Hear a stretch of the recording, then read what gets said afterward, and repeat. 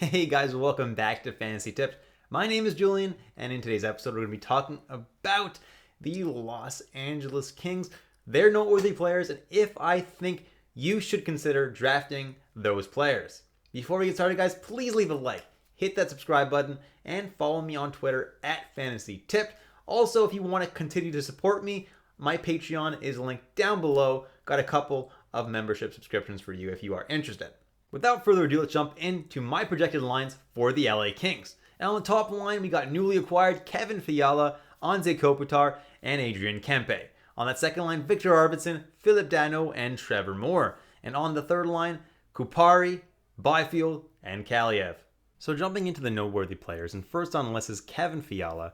And he was recently traded from the Minnesota Wild because they couldn't afford him in their cap hit. Not because he's a bad player. He's a fantastic player. Definitely the #1 LA Kings player this year. Should be playing on the top line and top power play with Kopitar, as you saw in my projected lines. I think he's going to have another fantastic year. Last year, he finished as the 47th best fantasy player in terms of fantasy points per game. Was absolutely fantastic. Had over a point per game pace with 85 points in 82 games. And I think this year, he's going to have another great year with some great line mates in Kopitar and Kempe. And he's ranked at 63.3. That's a little bit behind where he actually ended up last year. And he's got dual eligibility. Yeah, I absolutely love Kevin Fiala this year. Next is Doughty. Last year missed a lot of the season, more than half of it with an injury, but still did pretty well when he was healthy with 31 points in 39 games and has currently got an ADP of 78.4. Now last year, based on his fantasy points per game, he would have ended up as the 69th best fantasy player, which is pretty good. It's just pretty close to this ADP. Now, he also puts up some decent peripherals with a good amount of shots on goal, a decent amount of hits, a decent amount of block shots, and I don't think he's a crazy steal where he's currently being drafted. He's definitely a solid pick at this range. Next is Anze Kopitar. Had himself another nice season last year with 67 points in 81 games. He's getting older, but he's showing no signs of slowing down. And with that production last year, he ended up as the 99th best player in terms of fantasy points per game. He's currently ranked at 126.7, so he's ranked a little bit later than his value last year, which is pretty good. However, the issue is, like I've said in other videos, he's a natural center. There are a lot of them this year. A lot of players lost their left wing and right wing eligibility. A lot of players that were left wing and right wing are no longer that, and they're just center. So there is a lot of natural centers this year.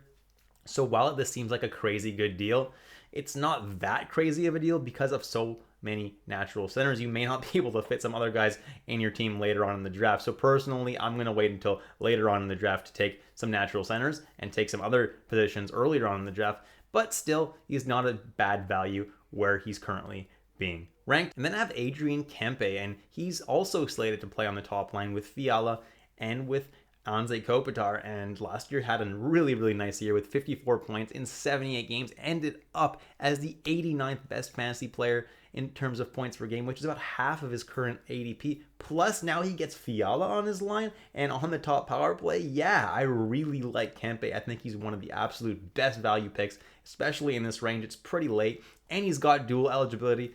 Definitely love me some Andrian Kempe this year.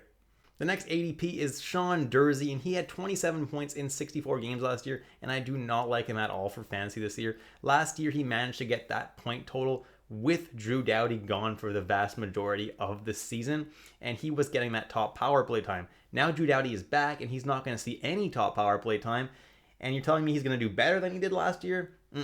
Not drafting Durzi this year unless Doughty goes down with an injury. Then I had Viktor Arvidsson, who, all considering the games that he missed last year, had a really solid year with 49 points in 66 games only, and his shooting percentage was really low. And actually over the past 2 seasons, he's been pretty snake bitten with regards to his actual amount of goals and that shooting percentage. It's been very, very low. So this year, I see that possibly finally, regressing in the positive direction, and actually he's going to score some more goals, which would be great because the dude shoots so much. He's probably going to play again on that second line with Moore and with Danault, and those guys did great last year. And Arvidsson could also see top power play time, even if he doesn't. Second power play in LA should be pretty decent. I think Arvidsson's going to have himself a nice year. Now, last year, he finished as the 110th best player in terms of fantasy points per game, and now he's being ranked at 185. Yeah, I like that value, and especially in Cats League, if you need someone who shoots the puck, who you're going to grab in a late round, he's a good option because the dude loves to fire that puck.